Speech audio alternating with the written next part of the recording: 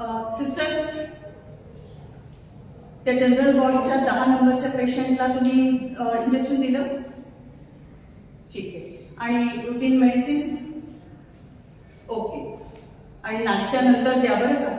काल तुम्ही चुकून नाश्त्याच्या आधी दिलं होतं, तसं करू नका. हो, या.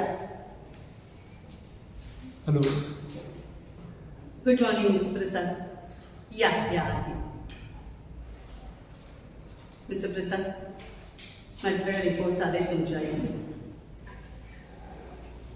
हो, त्यांना ब्रेस्ट कॅन्सर आहे.